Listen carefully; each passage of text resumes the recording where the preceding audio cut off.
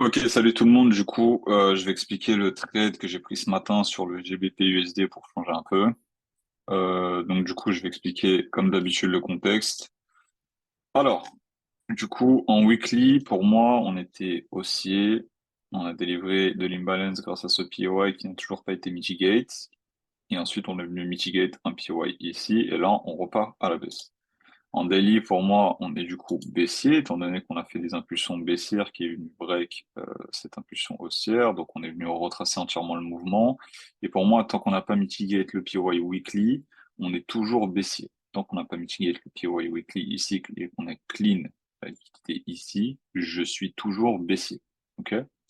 Donc ensuite, en H4, on peut voir que on est venu faire une impulsion baissière ici avec de l'imbalance. Donc, ça a été très agressif.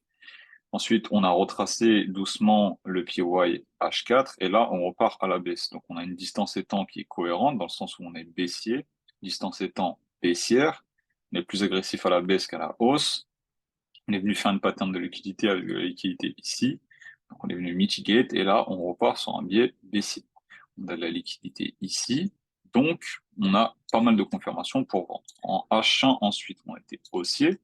On est venu impulser à la hausse ici. Donc, quel PY a fait en sorte de mitigate le gros PY H4? C'est lui. Et on peut voir qu'ensuite, on a retracé dessus. Quel PY a fait en sorte de mitigate le PY H1 ici? C'est le PY M15 ici. Ok, donc, le PY M15 que vous voyez ici, la zone bleue que j'ai mis, c'est le PY qui a fait en sorte de mitigate cette zone. On peut voir qu'ensuite, on crée de la liquidité ici. Et ensuite, on prend la liquidité avec un liquidity pool ici, à la hausse. Donc, on a une pattern de liquidité. En termes de distance étant, on est toujours baissier. On est en train de dessiner une tendance baissière ici parce qu'on casse les lows. Donc, depuis qu'on a touché le H4, on est cohérent dans le sens où on repart sur un biais baissier. Donc ensuite, ce matin, lorsque j'arrive à la London Open, on est à peu près ici. Donc direct, ce que je vois, c'est qu'on vient mitigate le M15 et qu'on repart à la baisse. Donc on a un rejet de la zone, on repart à la baisse. Donc, ce que je fais, c'est que je vais en lower time frame et je regarde ce qui se passe. Donc en M5, je vois qu'on a fait ici, on a eu un POI qui a délivré une impulsion baissière avec de l'imbalance ici, et je vois qu'on a retracé dessus plusieurs fois, donc on est en train de créer ce qu'on appelle de la liquidité.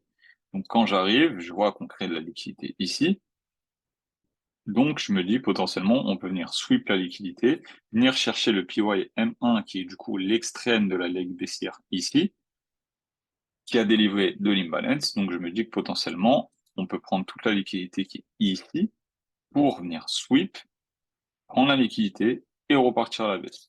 Donc, c'est exactement ce qu'on a fait. Le POI arrive, je place mon ordre sur les 50% de la zone, avec un SL du coup de 2,5 pips. On arrive, on tape deux fois, je vois qu'on crée de la liquidité. Donc, lorsque je suis ici, je mets à BE à peu près ici, lorsqu'on va mitigate le PY qui a créé l'impulsion haussière, c'est-à-dire celui-là, là, le PY ici qui a créé la leg haussière qui est venu mitigate le M1. Lorsque le prix arrive là, je me mets à BE. Donc là, je suis à BE. Tac.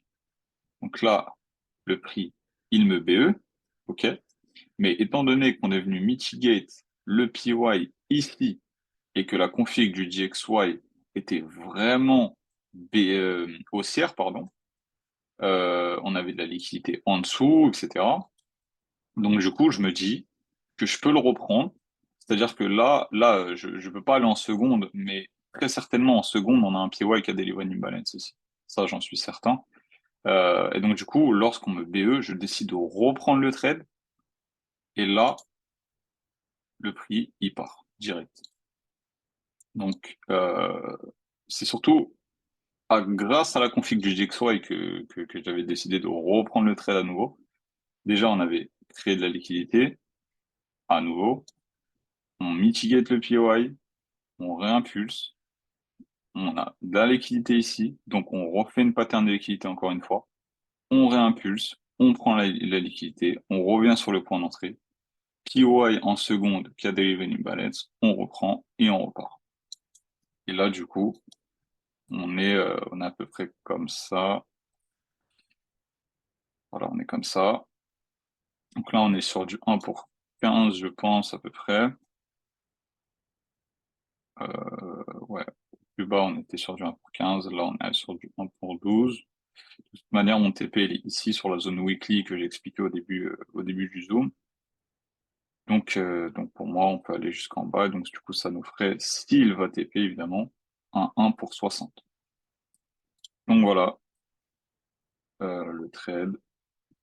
Je vois pas d'autres trades à prendre pour le moment. Donc, je vais laisser couler et on verra bien ce qui se passe. Voilà, voilà.